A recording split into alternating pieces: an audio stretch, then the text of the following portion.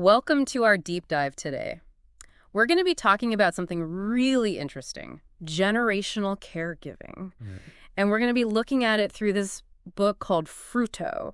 It was written by a journalist named Daniela Rea Gómez. Yeah, and it's fascinating how she kind of uses her own story, like her own experience of becoming a mother Okay. in Mexico, as a way to jump into this much bigger conversation about how we're all responsible for each other across like different generations and how love and sacrifice all kind of tie into that. You know what really drew me in was at the very beginning when she talks about how overwhelming it is to be a new mom, Right. like for the first time. And it just makes you realize that like a lot of people go through this. It's not just her. Yeah, it's like a universal experience in a lot of ways. Right. And she even talks about how during labor, she was in so much pain, she felt like she was breaking. And like she actually like prayed for help. Wow. And then later on, when her daughter, the baby, has this health scare, she talks about feeling like so much fear and guilt. Yep. And that's something that I think any parent out there can relate to. Totally. But what I think is so insightful is that she doesn't just stay with those really intense feelings. Right. She uses those as a springboard to look at caregiving as this really powerful force, Yeah. particularly within Mexico as a society. And she uses data to back it up too, right? She Sure. talks about how caregiving in Mexico actually makes up a really big part of the GDP. Yeah, it's a huge part of the economy. It's great. But like the thing is, so much of that work is unpaid. Right. It's often done by women, and it just goes like unnoticed. Right. It's almost like this like invisible engine that's keeping the whole economy running. It really makes you think about how we even measure something like that. Yeah. You know, the value of raising kids or taking care of older family members, Absolutely. all that unpaid work that's like the glue that holds families and communities together. Yeah. It's a tough question to answer, and like sociologists and economists are really grappling with it. But I think Fruto does such a good job of bringing it to light. And it's not just about moms either. Right. It's about anyone who's providing care, whether it's single parents working multiple jobs, women taking care of their aging parents, even neighbors stepping in to help out. It really expands what we think of when we say caregiving. And she doesn't shy away from the difficult stories either. Mm. The one that really stood out to me was Jenny's story. It's just heartbreaking to read about what she went through growing up with an abusive father. Oh, yeah. Jenny's story is really tough. Yeah. She talks about her dad, like burning her mom's clothes and just controlling every little thing. It's scary. Yeah. But what I found really interesting was that she also talks about feeling this need to protect her mom, Right. even as a child. Mm-hmm. Psychologists actually call that protective aggression. It's like she felt this huge responsibility, even though she was in danger herself. It's so sad that she was put in that position. I know. And there's this one point in the book that's just horrifying. She describes how she threw boiling oil on her father Oh my God. to defend her mom. It's hard to even imagine. Yeah, and it makes you think about how often kids in those situations aren't listened to. Right.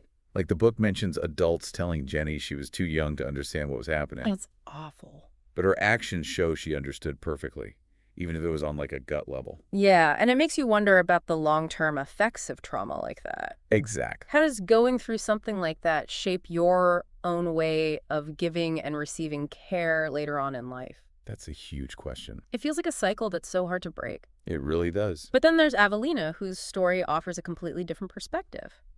She's looking back on her life as a mom with a lot of mixed emotions, like love and regret.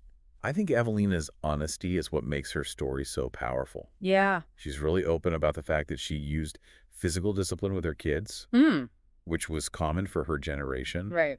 But she also talks about how guilty she feels about it now. Yeah. It's like she's grappling with this concept of generational trauma, how your past experiences, especially the painful ones, can really affect how you approach being a parent or a caregiver in general. It's like she's trying to make amends in a way. Yeah, like finding peace by taking care of her plants now. Yeah, it's like she's nurturing something new. Right. And then there's Monica, whose story is really brief, but it stayed with me. Oh, yeah. Having to deal with her mother's suicide must have been just incredibly painful. There's this one detail that's so poignant. Okay. She talks about having to choose clothes to dress her mother's body after she died. Wow. It just shows how complicated caregiving is. Even when someone is gone, you're still there caring for them in a way. It's like this responsibility that never really ends. It really doesn't. And it's clear that Fruto isn't just about these personal stories. Daniela brings in all these philosophical ideas too. She really wants us to question our assumptions about motherhood. Yeah, like she talks about Elizabeth Bittenter, who doesn't think that maternal love is just instinct. She argues that it's actually shaped by culture, by expectations. Mm. It's not just biology. Mhm. It's this whole complicated mix of history and society that influences how women feel about being mothers. And that connects to the economic side of things, Oh, too, absolutely. which Daniela doesn't shy away from at all. She talks about the struggles of being a working mom in Mexico, the lack of support for single mothers, and just this constant pressure to be the perfect parent. So this perfect storm of challenges. Yeah, and it forces us to think about those systemic problems that make it so hard for women to be caregivers. Definitely. Like affordable childcare, for example. It's a pipe dream for a lot of women. And then there's the lack of paid family leave. Yeah, So many mothers have to go right back to work after giving birth. it's so hard. So it makes everything more complicated. Even Daniela, as a journalist, she talks about her own struggles trying to balance her work and motherhood. Yeah, there's this one part where she's describing writing while her daughter was eating. Oh, wow. And she talks about feeling so guilty about not being fully present. I think that's something so many working parents feel. It's like this constant pull between wanting to be there for your kids and having to meet your work deadlines. Right. But what I think is really interesting is that Daniela talks about bringing her kids to work events as a political act. So it's not just about convenience? Not at all. Uh-huh. It's about challenging the idea that mothers don't belong in certain spaces. Right. It's about making caregiving something that's seen and acknowledged, not something that's hidden away. I love that. And she's honest about the fact that it comes with its own set of worries. She talks about feeling this heightened anxiety as a mom, constantly looking out for potential dangers. It's like the world suddenly feels full of threats.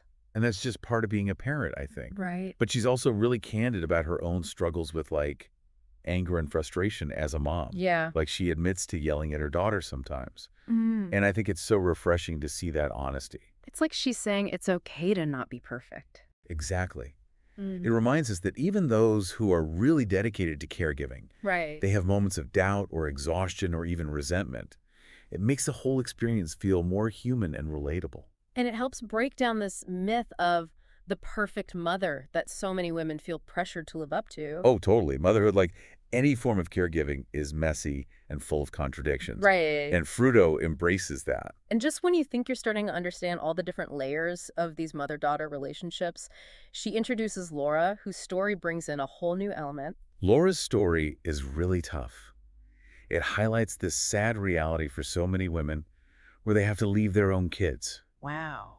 to care for other people's children as domestic workers. That's heartbreaking. It makes us confront this uncomfortable truth about the global care chain. It's like this hidden network that spans the world. Yeah, driven by these economic differences where women from poorer countries often move to wealthier ones Right. to fill those caregiving roles, often at the expense of their own families. Yeah. It's a really complicated issue with a lot of ethical questions. Definitely. And that's where the work of this sociologist, Christina Marini, is so relevant. Mm-hmm. She actually coined the term global care chain Okay. to describe this phenomenon and how it affects women everywhere. It's like this invisible system that we don't always think about, Right. but it's supporting so much of our own access to care.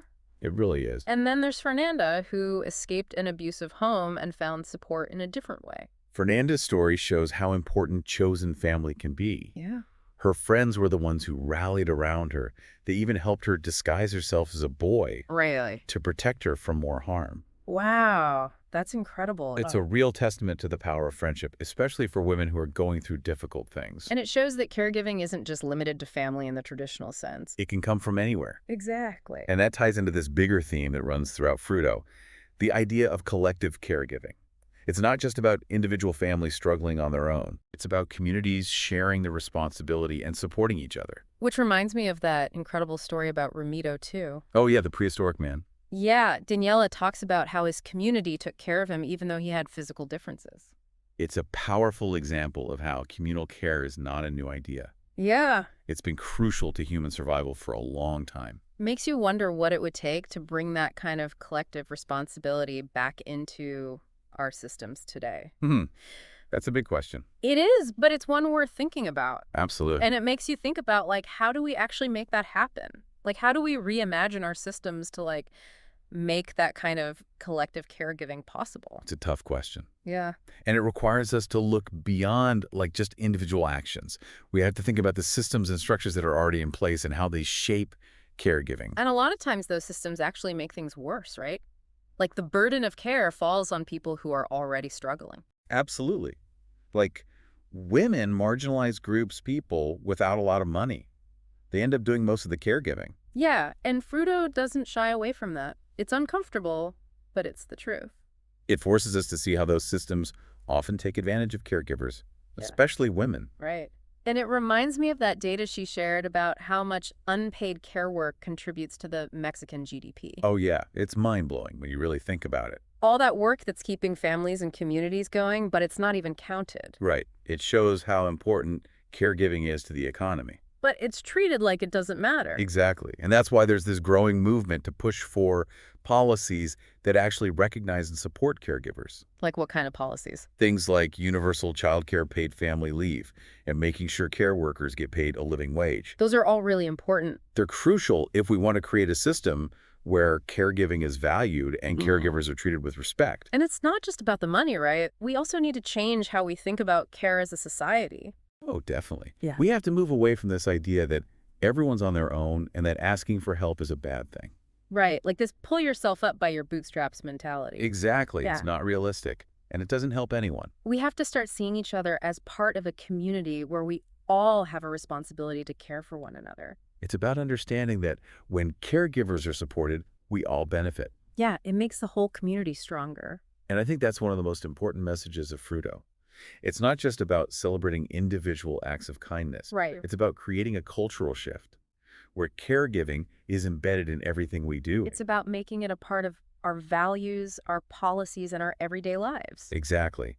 And Fruto shows us that this isn't just some abstract idea. Okay. It's happening right now in the lives of real people. Yeah. Like Daniela, Jenny Evelina Laura, and countless others. They're all navigating the complexities of caregiving in their own unique way. Their stories are really inspiring. They are. And they challenge us to look beyond our own little bubbles and see how our choices impact the way we care for each other as a society. It's about realizing that caregiving isn't just about survival. It's about thriving. It's about creating a world where everyone has the chance to experience joy and connection and feel like they belong. That's a beautiful vision. And Fruto reminds us that caregiving itself can be a source of strength and resilience and even transformation. Yeah, it's not just about giving, it's about growing and changing along the way. Absolutely. And even though there are challenges and hardships, Fruto shows us that there's also a lot of beauty and meaning to be found in the act of caring for others. And it's so easy to get caught up in this idea that, like, we have to be these perfect caregivers, you know? Like, always strong, always giving. Yeah, like we're supposed to be superheroes or something. Exactly. And Daniela is so honest about her own struggles. It just makes it clear that trying to be perfect is not only impossible, Right. but it's actually not good for you. It's like she's saying it's okay to be human. Like to admit when you're feeling overwhelmed or resentful or even angry. Those are the times when you need support the most, right?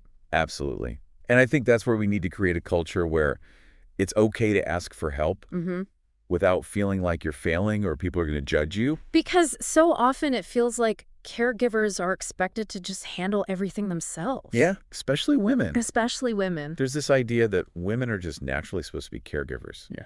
And they should just sacrifice everything. And that's not fair. It's not. And it's not sustainable. Remember those stats she shared about the gender gap in care work? It's just not right. It shows how much more work women are doing. And it's usually unpaid. Unpaid and unrecognized. Exactly. It limits their opportunities and affects their well-being. It's a huge problem. It's not just a personal issue. It's a societal issue. Right. So we need solutions that address those bigger systemic problems. Like what kinds of things are you thinking? Things like making childcare affordable so everyone can access it. And paid family leave so parents can actually take time off after having a baby. Those are so important. And we need to make sure that people who work in caregiving jobs are paid a living wage. It's about valuing that work, recognizing that it's real work. Exactly. And when we support caregivers, everyone benefits. It strengthens the whole fabric of society. And speaking of supporting caregivers, I keep thinking about how Daniela brought her daughters along to her work assignments. Oh yeah, that's such a great example. It was more than just being practical for her. It was like a statement. Yeah, it was like she was intentionally challenging those norms that say mothers and children don't belong in those spaces. Yeah, it's like she was saying, I'm a mother and I'm also a professional and I'm not going to apologize for it. It's about making caregiving visible, normalizing it. And breaking down the barriers that keep mothers and caregivers out of certain parts of society. Exactly. It's about recognizing that caregiving is a part of life. It's not something to be ashamed of or hidden away. It's something to be embraced and supported. Because when we support caregivers, we're supporting everyone. Absolutely. Caregiving is about so much more than just meeting someone's basic needs, It's about creating a world where everyone feels connected where everyone feels valued. and where everyone has the opportunity to thrive. Yeah. And as we wrap up our deep dive into Fruto, I'm curious to hear your thoughts. Okay. What does a world where caregiving is truly supported look like to you? That's a great question. I think it starts with recognizing the value of caregiving, no matter who's doing it or what kind of care they're providing. Right, like valuing it as a real contribution to society. Exactly. And that means fighting for policies that make it easier for people to give and receive care. Things like affordable childcare, paid family leave, and making sure care workers are paid fairly. Those are all essential. And it also means challenging those cultural norms that say caregiving is less important than other types of work. Right. Like, we need to stop devaluing care work, especially the work that women are doing. Absolutely. And I think it's also about fostering a culture of care in our daily lives Yeah, like noticing the acts of care that are happening all around us. and finding ways to support the people who are doing that work. Whether it's a friend, a family member, or a neighbor, Anyone who's taking care of someone else. we need to show them that we appreciate their efforts. Even just a simple thank you can go a long way. And maybe offering to lend a hand. Right. Or just listening to them when they need to vent. Because caregiving can be really challenging. It can be exhausting and emotionally draining. And sometimes you just need someone to acknowledge that. And I think ultimately it's about changing how we think about ourselves and our place in the world, moving away from this individualistic mindset. Yeah, like this every man for himself kind of thinking, Exactly.